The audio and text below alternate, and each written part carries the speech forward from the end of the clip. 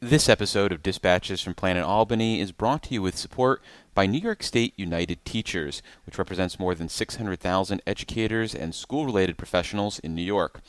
Dispatches is also supported by the public affairs firm O'Donnell and Associates. For more information, check out o'donnellsolutions.com. Wait for it.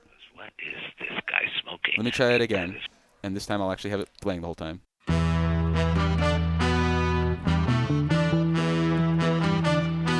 I've also declared war on potholes, so here's the first shot across the bow.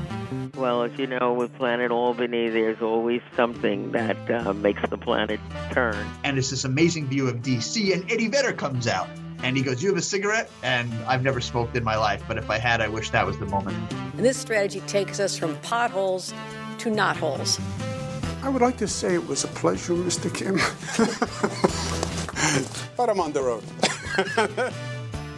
I'm David Lombardo, and this is Dispatches from Planet Albany, a podcast about power and policy in New York State government. And on this episode, we're looking under the hood at the state's financial situation and considering how the fundamentals of New York's fiscal picture could and should inform Governor Kathy Hochul's executive budget, which is likely to include increases in state spending and no increases in state taxes based on statements previously from the governor. But how does this math work? Well, for starters, the most recent cash report from the state comptroller's office found that state tax receipts for the first 3 quarters of the fiscal year exceeded the mid-year projections from the Division of Budget by more than $2 billion. To give some context to these numbers, we're joined on Dispatches by Rockefeller Institute of Government President Bob Megna, who has served as budget director for multiple governors. Thanks for filling in on short notice, Bob. It's a pleasure. Good to be here. Well, I want to begin by an admission of sorts, which is that I don't normally do a deep dive into the state comptroller's cash report, in part because if it's a big deal, I always trust that someone else is going to flesh out the news, and if there are interesting tidbits, there's sometimes discrepancies between the way DOB and the comptroller's office digests and reports numbers, so for someone with limited brain capacity like myself, I can't usually square that all up. Do you think the cash reports should be required reading for people like myself, or can I just wait for Jimmy Vielkind to go through it? I think they provide interesting information about, the current status of the state's financial plan. Having said that, I think you have to be cautious in interpreting them. You're talking about month-to-month data. There could be significant changes from one month to the next. Some months are big tax collection months, for example. Some months are big spending months when money goes out to counties or whatever. So I think you should read them, but I think you should read them cautiously. And if something looks unusual, I'd find someone to talk to about it. Well, luckily, I've got you on the line right now, and I'll run this opening narrative from the most recent cash report, which came out on Friday, which found that for the current fiscal year, which ends March 31st, for the first 3 quarters, state tax receipts totaled $85.8 billion, about $2.3 billion higher than the Division of Budget's mid-year update to the enacted budget financial plan, which for context had already revised things up from where they were months earlier, where they had actually taken a much more what they would describe as prudent approach to budgeting. So is $2.3 billion a big deal in the context of this budget, which, as we've talked about in the past, is going to be about $258 billion? So maybe it's not. I mean, help me with the context. It's a big number. I don't think you can say 2 billion plus is not a big number. And I think the context for tax collections is not really the 200 billion. I think with tax collections, you're usually talking about a slightly smaller kind of base within the overall budget. So it's not a tiny number. It's also not the biggest revision that I've ever seen. But again, it also comes at a time of year when tax collections tend to be a big chunk of tax collections come in, and also a very volatile time of the year. So again, I think you have to put that in the context of a lot of bonus money comes in at the end of the year and the beginning of the next year. And so it's very volatile. Sometimes it's not unusual for receipts to either exceed by a wide margin or fall short by a wide margin in these months because they are so volatile. But when we think about this narrative that has been pushed by the governor and her current director of the budget, Blake Washington, which is essentially, we think we can advance a plan that has no new taxes on individuals, no new higher taxes on corporations in fiscal year 2027. Does this increase in revenue likely explain at least the bulk of why they feel like they can say that at a time when, based on the child care front and based on the demands of the healthcare sector and based on the demands of education, we're probably going to be increasing state spending? Well, I think there's always a lot of things going on when governors and budget directors are putting budget together, right? So this is a good thing, right? There's more money than they expected. And I think you have to put it in the context of it was more money than they expected in November, and now it's more money than they expected now. And so I'm sure the budget director is thinking about what is the next quarter going to look like? And do I think that these trends are going to continue? And do I have an expectation of more revenue? And if I do, and the governor agrees with that, then maybe, that's a factor that goes into supporting a plan without a tax increase. And so I'm sure they're thinking about that very carefully. And they've come to the conclusion, based on the results they're getting, that they can put this program in place without increasing taxes. And I think the other factors you have to remember are not just how revenue's doing today, but, surpluses because of the governor's, I think, very careful management of the state's finances, have accumulated over time. So there's a store of money from prior surplus that's accumulated, plus there's this continuing addition to that amount because revenues are better than expected. But the position, and I can already hear it in my brain because it's so ingrained at this point, from the current budget director, is that those reserves are not for they're for one-time expenditures. They're not for recurring costs. I guess maybe it's not in there that well because I butchered the actual delivery of it. Well, I think you did it well. I appreciate that. So whether it is the tax stabilization reserve, the rainy day reserve, or reserves for economic uncertainties, are you suggesting that the governor's budget proposal is going to rely on some portion of that amount, which is now $14+ billion? No. Okay. I'm not. I'm suggesting that you have to think about how you're going to plan your spending, not only over a 1-year period, but over a multiple year period.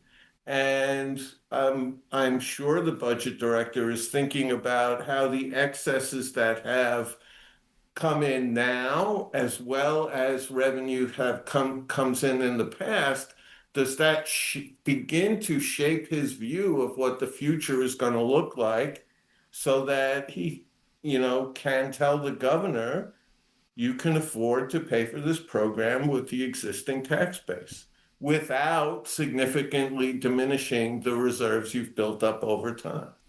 Thinking about the current fiscal year, the estimate from the mid-year financial plan was all government funds would be about $258 billion, with about $92 billion of that coming from federal operating aid.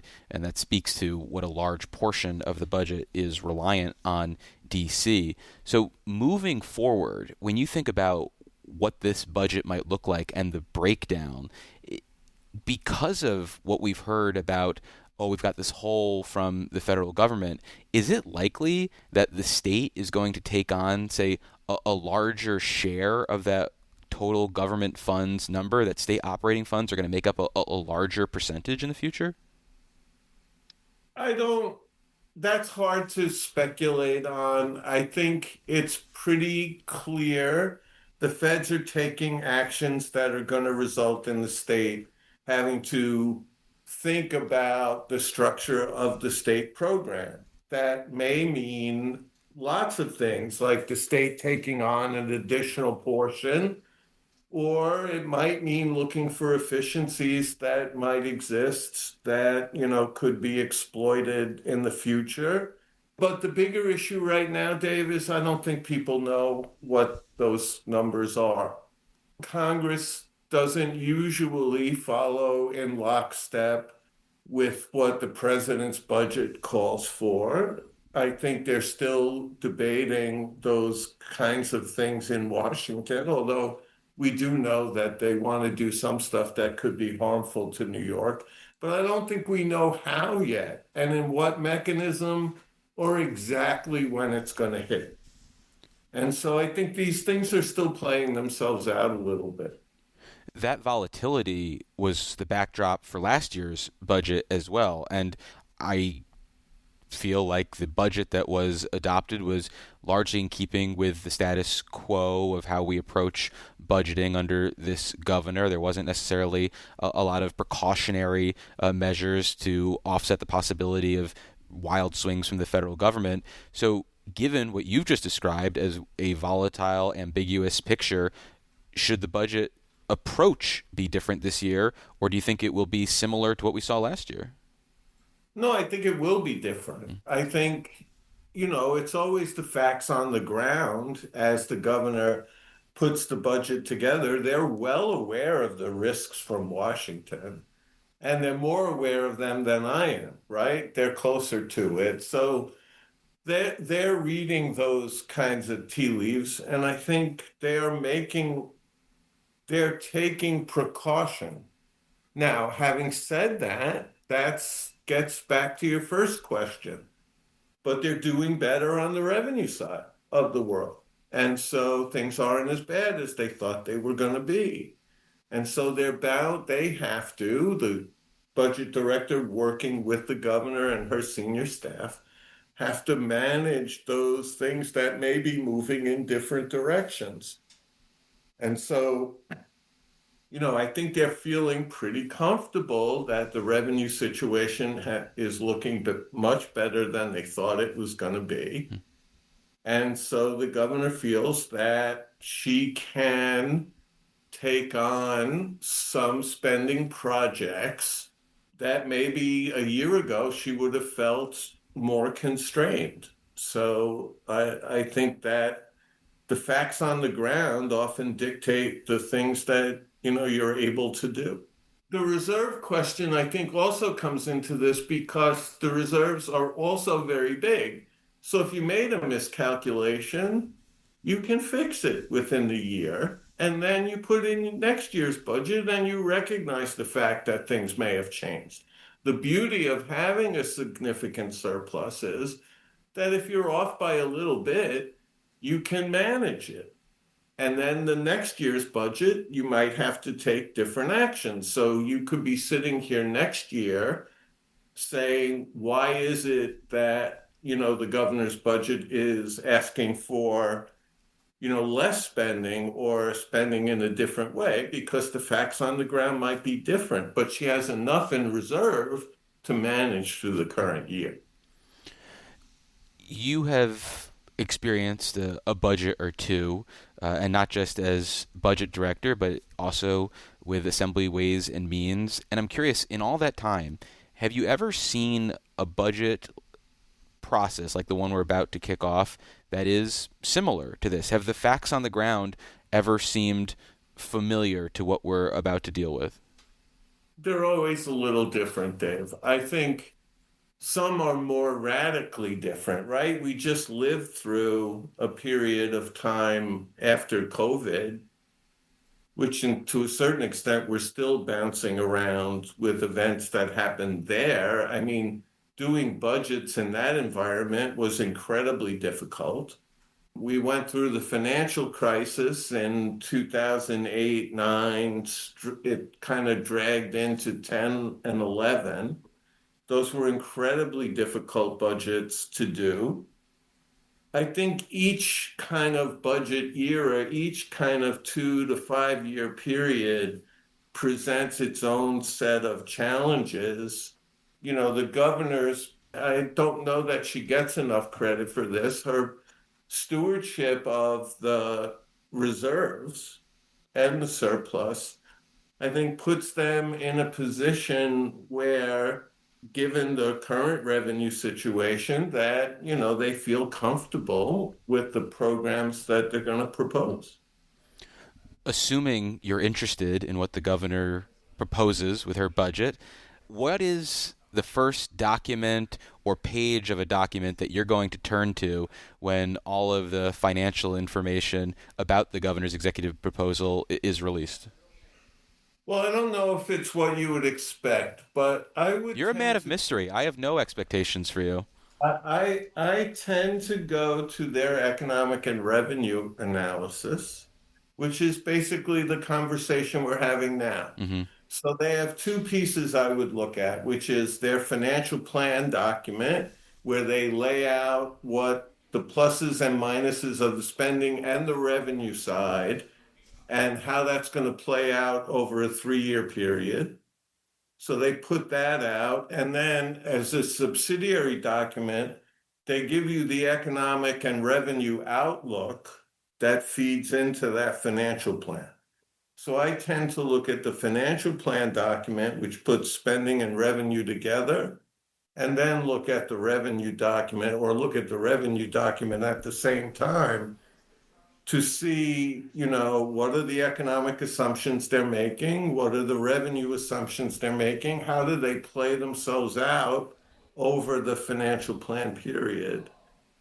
Then I would probably go and look at the specific program areas, but I want to see how the financial plan looks for the state in the macro sense first.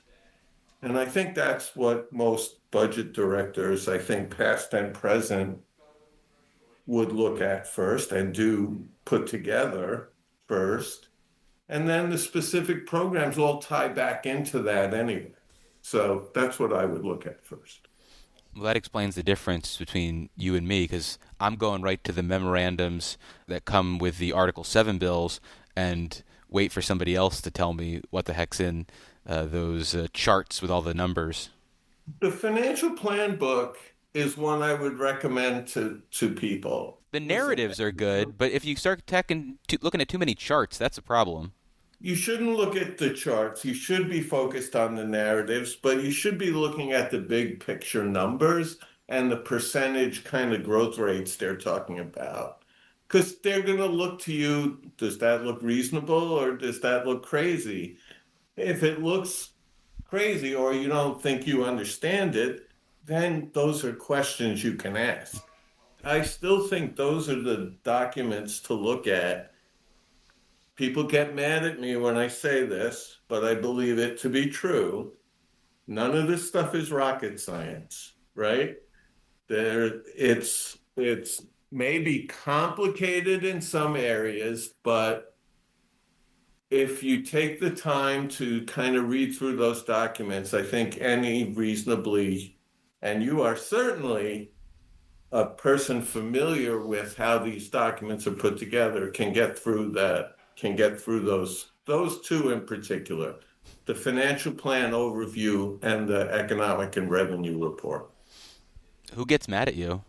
Well, people sometimes are talking about how complicated it is. It's not, it is complicated, but it's not, if you put a reasonable amount of effort into reading these documents, I think, you can understand them. Well, we've been speaking with Bob Megna. He's the president of the Rockefeller Institute of Government, and as far as I can remember, I've never been mad at him. Bob, thank you so much for making the time. I really appreciate it. Sure, no problem. It's a pleasure to talk to you. Some challenges need someone who simply won't quit. Modern advocacy brings tenacity, strategy, and unwavering follow-through to every client it serves. Learn more at modernadvocacyllc.com. And before we go, back by popular demand, we've got another episode of Know Your Politicos. This time, State Senator Andrew Gounardes, a Brooklyn Democrat, is facing off against Assemblymember Alex Bores, a Manhattan Democrat. So just for starters, I want to let you guys know we're going to play you some people who have been major players here at the Capitol, but not necessarily in, say, 2025 or 2026. Some of them will test your institutional knowledge. And, Senator, I know you've only been here since 2018, Assemblymember a little less time. So some of these may require you to be creative in your thoughts and to think about who's been meaningful players here in Albany. So here is the first clip, and we're going to play 5 clips. 3 will be the majority, obviously wins, and there's no penalty for wrong answers, so you can just start to shout things out. Everyone I know. Here you go. And my first reaction was, what is this guy smoking? I mean, that is the most ridiculous thing I've ever heard. And sure enough, I walked out of the committee meeting and people were running everywhere. It was as if a coup had started in the state capitol. It is a former assembly member. I gather that much. Yeah. He's a Manhattan Democrat. He has run for office subsequently in New York City. Scott Stringer. That is correct. That's Scott Stringer. That sounds gravelier than Scott. Well, it was recorded a few years ago. Maybe that's why it is. Yeah. All right, so Alex. Back when the Albany was more smoke-filled rooms. Yeah. Yeah. In the movies, it was an important symbol for what karate should be. So essentially, Mr. Miyagi taught the knowledge of bonsai to Daniel San to teach him about life. Like, that was the basic premise. It's somebody who's still involved in Planet Albany today. Very similar. I mean, it's very familiar. In the movies, it was an important symbol for what of the governor's cabinet. Be. So essentially, Mr. Miyagi taught the knowledge of bonsai to Daniel San to teach him about life. Like, that was the basic premise. How can I be so bad at this? She leads an agency very involved in the climate change issues. It's DEC commissioner. It is not DEC Commissioner Amanda Lefton, but who often is partnered with the DEC on a lot of issues. DOT commissioner? It is not Commissioner Dominguez. No. We might have our first strikeout. So that was NYSERDA President and CEO Doreen Harris talking about her love of the bonsai. There you go. It's very familiar. Okay. Yeah. All right, we got a third one for you guys. We should do this after the budget hearings. We'll have all the voices fresh. Touché. Well, I'm authorized, by St. Patrick. That's who? Oh, yes. I have the highest authorization, sure. Yeah, yes, it's in the job description. You got to take a look. Who was that male voice? Authorized by St. Patrick. That's someone impersonating an Irish impression. This was a very notable impersonation during the pandemic because some European outlets thought that the speaker was mocking an Irish reporter, and while Bernadette Hogan is of Irish descent, she is not from Ireland directly. Yeah. It's someone well, who... I'm authorized, by St. Patrick. That's who?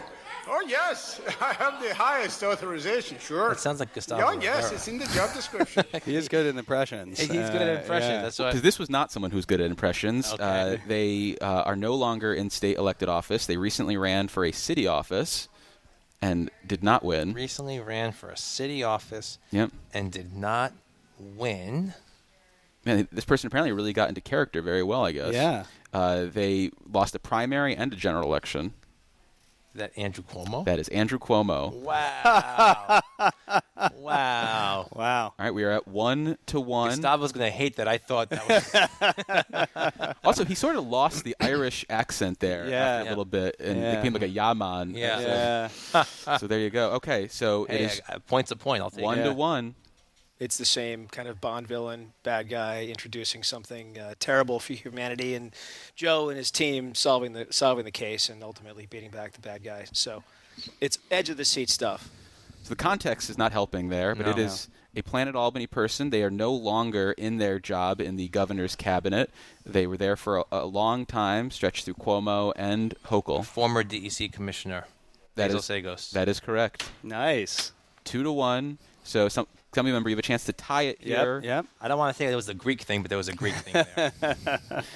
All right, 2-1. Here we go. Last one that I've got planned. Golisano walked around Albany like he was William the Conqueror in 1066 going into Great Britain, and the only good thing about the coup is that when it ended, he got out of New York. The embarrassing thing is I listened to your series on the coup, so I've heard that exact clip before. Play it again. Former Democratic elected official. Golisano walked around Albany like he was William the Conqueror in 1066 going into Great Britain, and the only good thing about the coup is that when it ended, he got out of New York. Would you like any hints? I'll take one. Yeah. He left office in 2010. This is his last year in office. Left office in 20. Was he defeated for re-election in a primary? He did not seek re-election. Did not seek re-election. So that's not who I was thinking of. He previously served in the state Senate at one point, but that was not his last office. He endorsed Eric Adams. He endorsed Andrew Cuomo. He endorsed Eric Adams. David Patterson. It is David Patterson. Yes. Well done. Okay. So congratulations, Senator. You know your Politicos, 3-1. Yeah. Thank you both so much for playing the game with us. Really appreciate it. All right. Do we got a prize? If you advance in the future rounds. Look at that. Okay. Nice. Thank you. Thank you.